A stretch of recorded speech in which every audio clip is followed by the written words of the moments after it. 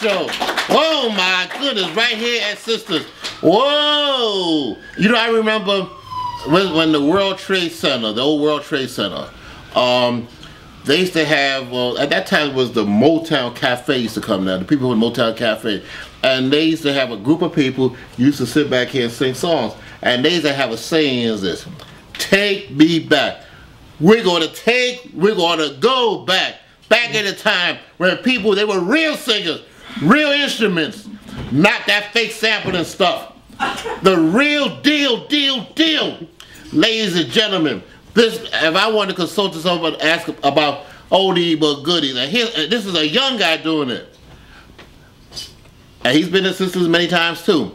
Ladies and gentlemen, let's give a hand for Touch of Soul, Classic Soul, the music you love from back in the day. Ladies and gentlemen, give a hand, a big hand to my friend, my buddy,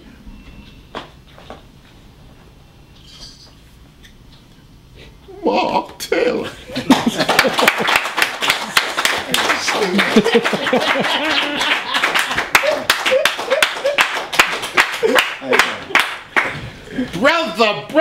Brother. Woo! Lord have mercy. How you doing, Mark? Oh, you know, I feel so good. You know, like, you know, this is very. Now, I'm gonna get in trouble with a lot of my guests. Sometimes, if like I say, if you can't make, I say, oh, okay, I won't worry about it. And somebody else to make us, oh, well, that's it. What the heck, you know? But you are very extra special to me, my brother. Oh, thank you. Because you're keeping this music alive. I hope that people today, what you got out here today, I hope you try to keep that alive, but that's another story. Because they got all this memory stuff and people gonna forget. Tell us a bit about yourself, Mark Taylor. About myself. Born in Brooklyn, raised in Queens. Always loved music. I started getting into the classic soul, writing about classic soul, actually close to 21 years ago. Wow. When I first interviewed Ray Goodman and Brown. Tell us about Al Goodman. What's your name? Nicest guy you'd ever want to meet. Nice to everybody. When I did my first book, A Touch of Classic Soul Singers of the early 70s, he put me in touch with certain people who I needed to interview. And it's like, call Ron Banks, just tell him I gave you his number. He was that kind of guy. Or times when I needed to get into a show, he would put me on the guest list. And usually when the group performed, when Ray Goodman and Brown performed in New York, they're from here, so there were countless people bombarding him for guest tickets and everything. But he always took care of me, always. Times I needed to interview him for the book or the Touch of Classic Soul magazine, or they did book signings with me. I mean, they never told me no. Nicest guy in the world. Your memory of General Johnson, from the chairman of the board. General Johnson. I interviewed General Johnson. I looked in the paper one day and I saw that General Johnson was going to be at, if you remember the club, The Bottom Line. So I called him. I said, is this the same General Johnson from chairman of the board? And they said it was, and I just left work and flew there and just hung out by the door until I saw him come in from wherever they were going before showtime. And I made my pitch. I'm doing a book about so-and-so, such and such. And he gave me an interview right there on the spot. And again, when I did A Touch of Classic Soul, the magazine, he was one of the first who I interviewed for it. Nice guy. Nice guy. Talked about the whole time from the showman, chairman of the board, Harlem Doja Holland. Nice guy. Again, also, I'm sorry to see him going. Me too. He was responsible, played a lot of part, and we call soul music, but down south, in the Carolinas, like the beach along the South Carolina, beach music. Yeah, well, that's where that's where chairman of the board made their bread and butter for the last, I'd say about 30-something years. And the Carolinas doing that at the colleges during this with this beach music. That was their thing. At random, we'll talk about it random. My producers, we can't stay here all night, but I can sit back and talk all night long, and other people have engagements and all this kind of stuff. But anyway, this gentleman, I remember this gentleman. He had a hit record. I think I saw him somewhere. I think I saw him somewhere in Manhattan recently, a while back. Please don't go. Spider Turner. Tell me about your Spider Turner is a great guy. In fact, that was with the show you're referring to last summer out at Lincoln Sound Stage. That's when I actually met Spider Turner for the first time. I really became aware of him and his music via this website, Soulful Detroit. He's a forumer, as we call it, and I really got into his music then. And for whatever reason, for X amount of time, we couldn't get together. But he gave me an interview, great story, a lot of.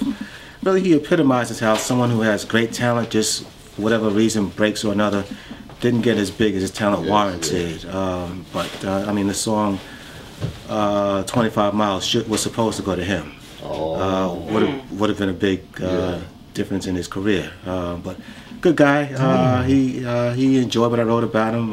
Got back to me and said thank you so much, which always means the world to me. He's still out there doing his thing. I like Spider. He's young lady. I saw her in Brooklyn one time down on Fulton Street. She had a big hit. In fact, she was with Marvin Gaye. This was before Tammy, and she had a hit record called "Take Me in Your Arms, Hold Me for a Little While." Kim Weston. Tell me about Kim Weston. Kim Weston. I interviewed Kim back around the beginning of the millennium for my book on the Marvelettes, and she was very open. And sometimes it's hard to catch up to Kim, but through a good friend of mine, I was able to get her number to contact for A Touch of Classic Soul.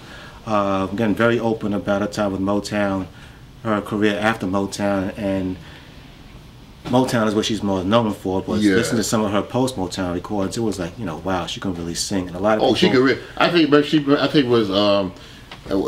it was. Remember, Lift Every Voice and one. Lift Every Voice. Yeah. And a lot of people feel that pound for pound, she's the most talented female vocalist ever to come through she was Motown. very. She was powerful. I remember she had a record called "Love Me All the Way." Don't stop unless you want to love me. Came out in '63. That was a record and a half. Cynthia Biggs. She was I think she is one of the co-writers of the Patti LaBelle song "If You Only Knew," right? Yes. With Kenny Gamble, right? And Dexter Wansell, actually. And actually, that song was sitting in the can. Yes. For a couple of years, and by contract, Gamble and Huff, they owed CBS one more Patti LaBelle album, so they just picked songs out, and that was one of them, and the rest is history. But that record went to #1 on the soul chart, and it went to, I would say, the top 50 on the pop charts. And it really revitalized Patti LaBelle. Exactly. I was just going to say, that really brought her back to being a contemporary hit maker. Now, my producer's going to sit back here, and if I don't mention this group, what time it is? Jive 5. You interviewed that? I interviewed Gene Pitt at a doo-wop show out in Long Island last year. They have to get there early. This was several hours before he went on, and he just did it right there on the spot. But I was really flabbergasted at the enthusiasm they got from the audience when they performed, and at intermission when everybody was running up to him for autographs and pictures, and he probably drew more of a crowd than anybody, and just the reverence that people had for him, it shocked me. I mean, the group had X amount of hits and everything, but it just shocked me, the reverence that I saw that these doo-wop fans had for him. Also too, I remember he had a record. I remember it was back in '68. It's about 67, 68. "Sugar, Don't Take Away My Candy." Right. "I've got a sweet tooth, driving me crazy." I remember that because we used to go to this club, and I don't want to use this phrase. They would grind them up time, folks.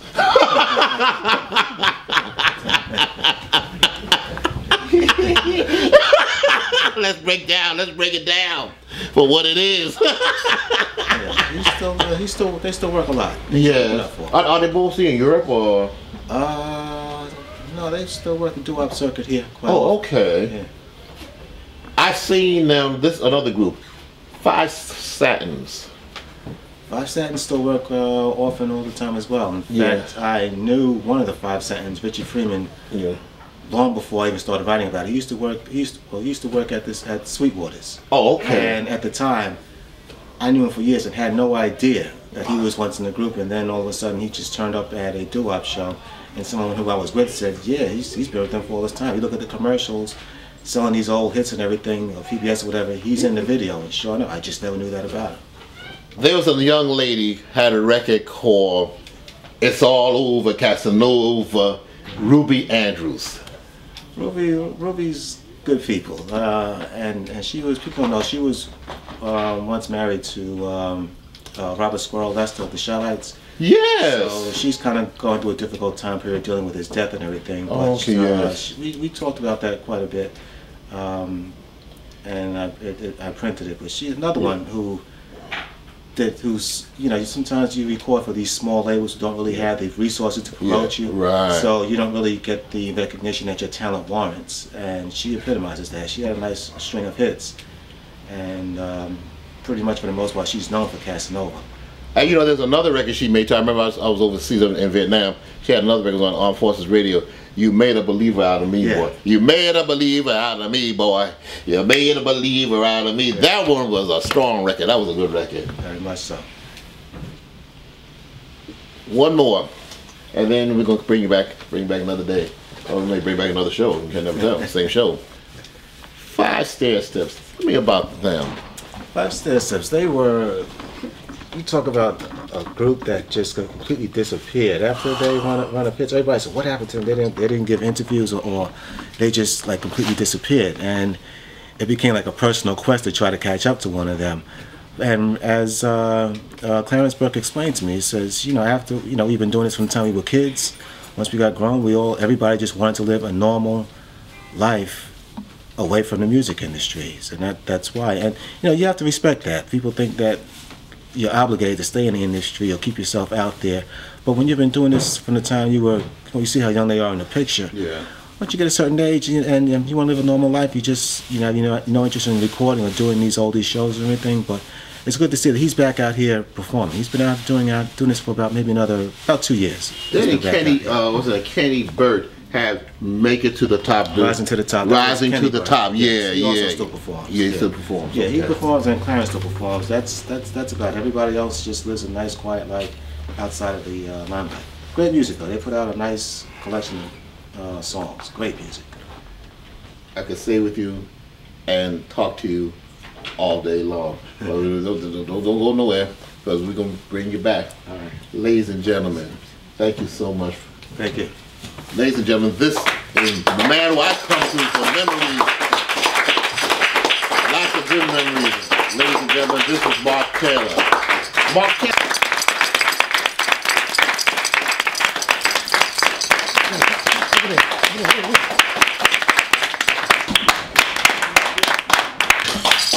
And welcome back to the LMS show. Oh my goodness. Earlier you saw Clara Huff. Give Clara Huff a big hand again, everybody. Beautiful interview. All the kind of people we're looking for folks like that to do the LMS extra show. We have a second show coming up soon. Listen, I have a young lady. I knew her for a long time. Well, since you were a teenager, right? Yes. Since she was a teenager. See, I see people say, I love teenagers because they're loyal to me. I ain't saying the older ones are not loyal. I'm not saying that now.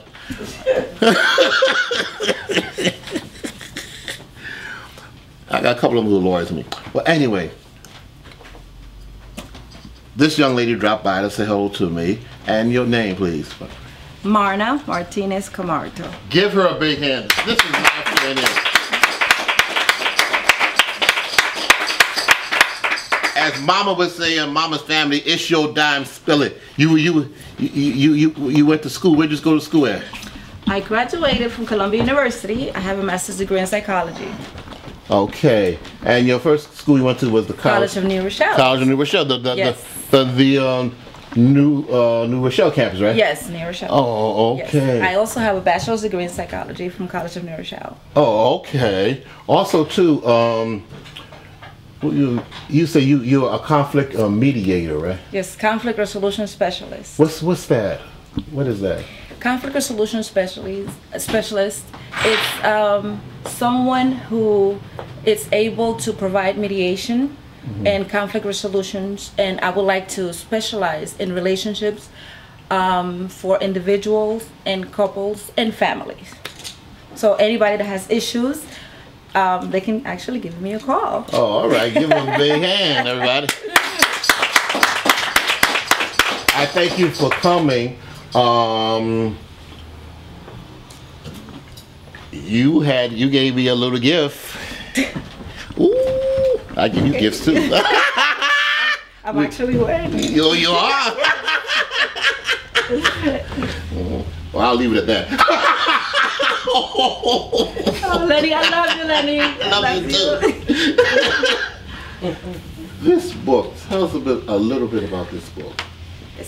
I've recently written this book. It's called Intimate Infidelities. Okay. Memoirs of a Doubtful Wife. Okay. And it's about a married lady who has accumulated doubts about her husband. And intimate infidelities have negative consequences in a relationship or a marriage, as opposed to sexual infidelities. So the book talks about the negative consequences that emotional infidelities can cause in any relationship. How long did you take to put this book together? How long was this? About between 7 and 8 years. 7, 8 years. Yes. Okay. All right. You have a poem in here. Yes, I have many poems. You have many poems. I'm gonna take one at random, okay? And I could read it. Okay. Yes. After the storm. Okay. That's at random. After the storm, there's pain and sorrow in my heart. It hurts daily. Can someone please mend my hurting and broken heart? The storm has been everlasting and ruthless, destroying my inner assets, debilitating me softly and slowly. As if the gutsy winds blew away my beauty and existence. After the storm, I've grown weaker unexpectedly, physically, mentally, emotionally, and socially, almost becoming spiritually disabled. After the storm, bitterness and fear corrodes my soul.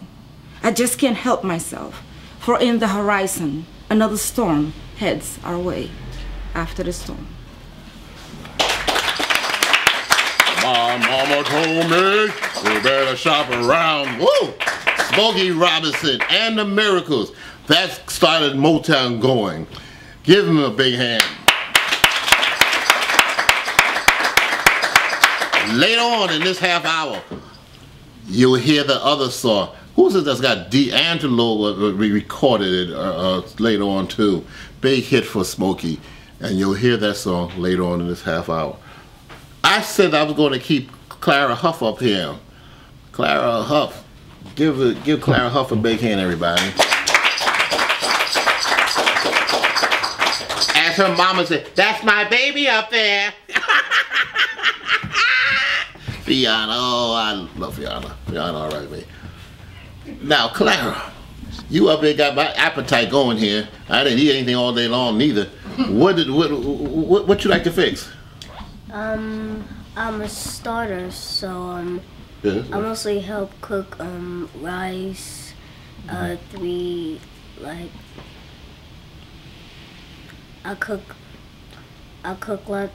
help my mom cook lots of vegetables. I mean, a little louder. Say a little louder, honey. I help my mom cook a lot of vegetables. Vegetables. Stepping on my toe here. Huh? Oh my goodness. What kind of vegetables? Broccoli. Oh, I like broccoli. Asparagus, carrots. How about spinach? You like spinach? Corn. Yeah, I love I love spinach too. Oh. This is not like you give the sister a hand again. Now here's I can't help it because I don't meet too many women don't know, and the young girls nobody don't know how to cook nowadays. Lord have mercy, that's a lost art. That's the McDonald's. Well, I can't blame them too much neither now. People just got lazy.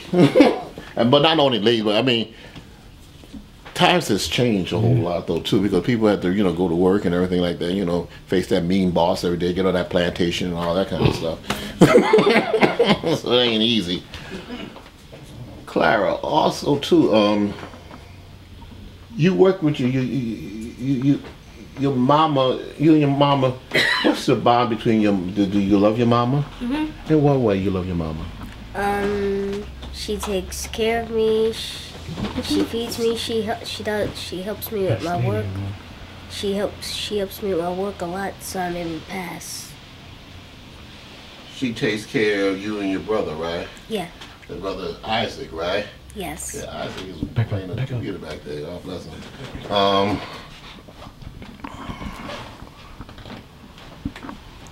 Your favorite subject is math. What subject you don't like? There's no subject that I don't like. That's good. You like social studies? You like English?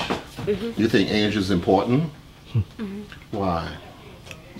I think it's important because it's able to help you. So either you write a letter or you write a composition, and like periods and commas and things like that. I haven't done this so long.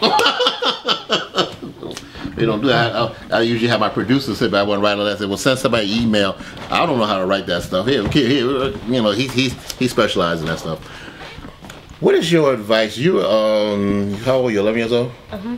What is your advice to people in your age group? Because they don't want to hear nothing from me. What would you tell people in your age group? There's so many things going on out there. My advice would be to follow your dreams and don't stop no matter what people say or what they do. Just continue on and live your life. Okay, give her a big hand. Also, too, I heard that you're an artist, right? Yes. And you have a lot of art exhibits, right? How you enjoy doing that? I enjoy it a lot. And I heard that also too. You want to sit back here and do the same thing we're doing, like interview people too, right? I heard that your mama, your mama don't keep those secrets. We're going to give you a chance down the road. Right now, as this is tapering, we're doing a second show, and we call it the LMS Extra Show. And you'll probably get a chance. We're going to give you a chance to talk to people in your age group or a little older too, right? That'd be all right with you? Okay. Ladies and gentlemen, this is Clara Huff, and we'll be right back. Give her a big hand.